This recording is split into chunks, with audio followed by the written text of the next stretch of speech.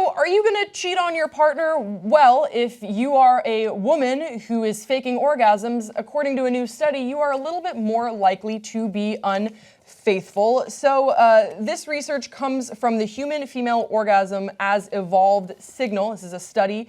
And what they conclude is that the more frequently a woman fakes orgasms, the more likely she is to cheat.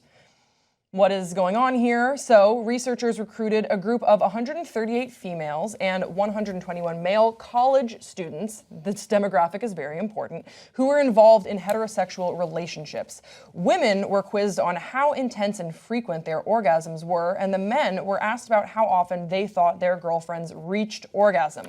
All participants were also asked whether they had ever cheated on their partner and how likely they were to cheat in the future. Authors of the Human Female Orgasm as Evolved Signal study wrote, quote, fake orgasm was associated with female sexual infidelity and lower male relationship satisfaction.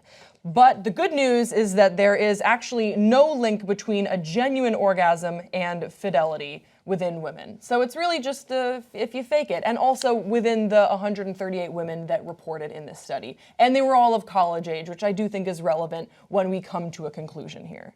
So I like that you frame that as good news. So if your partner is not having very many orgasms, don't sweat it. She's not likely to cheat on you. Right. Right. If she's just bothering to fake the orgasms, watch out.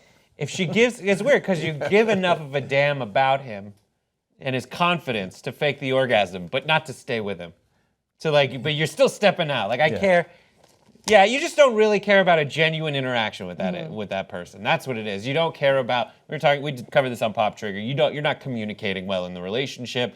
You're not communicating well in the bedroom. You're like, all right, it's too much of a pain in the ass to actually talk to this person, or it's too awkward to have that conversation that results in constructive criticisms that lead to better sex. You're like, all right, I'm gonna fake it now, and I'm just gonna go get mine when the door's closed. Which might be a healthy approach. So my conclusion to this small sample size is that if you are not physically connecting with someone, let's say in the way of an orgasm, then you are less likely to emotionally connect with them in the way where you wouldn't want to cheat on them, where you care, that deep connection that you feel when you are both sexually connected with someone and you guys are hitting on all cylinders. Does that work? Sure. Yeah. Or when you are, and you are also emotionally connected and you are communicating, that bond is just not as strong when the sexual and physical connection is not there, then the emotional tie will also not be there. That's what I think from this study. Yeah, not buying it. What are you not buying, Cenk? Yeah, because it's totally depends on your perspective. Because as a straight male, especially in relationships before I got married, the sex and the enjoyment of it was not at all connected to my emotional status with that person. I wasn't like, I couldn't stare deeply enough into your eyes. Oh no, I meant so I'm not going to make it tonight. I meant specifically for women, for the women question. Okay, I think that for women, the emotional, what I would discern from the study, the emotional tie plays a major important, if they are physically connected to someone with an orgasm, then they will be more connected with someone emotionally as well. But I think it's very different. But I don't know if it's, but I also don't know if it's the reverse, that if they have to have some sort of emotional connection to them in order to orgasm, that might not be the case at all. He might be a hot guy and they're into it, and then they're like, yeah, but he's a schmuck. And then also, question for you guys, what do you think is the relevance that these are all college-age heterosexual couples? Because that demographic for me is very interesting. Because I think when you're college age, you are more inclined to sort of want to play the field. I think it'd be interesting if they carried out the study between 18 and 24-year-olds, and then 35 to 40-year-olds, and seen if there was still that correlation. But there's kind of a control for it, because it's just the difference between someone who's faking it and someone who's not. It's not that it's not yeah, sure, more college-age people might be more inclined to cheat, but still the ones who are faking orgasms are more likely to cheat than the ones who are not faking orgasms within that group. So I would say, I think that when you get older, I hope you are more comfortable with your body. Was that appropriate That was it. That's for how the you sex do it. story? Daughter of a preacher man doesn't know how to Yep, there cross you go. herself, or was afraid to in this sex talk discussion. In the sex talk. Hey, Dad.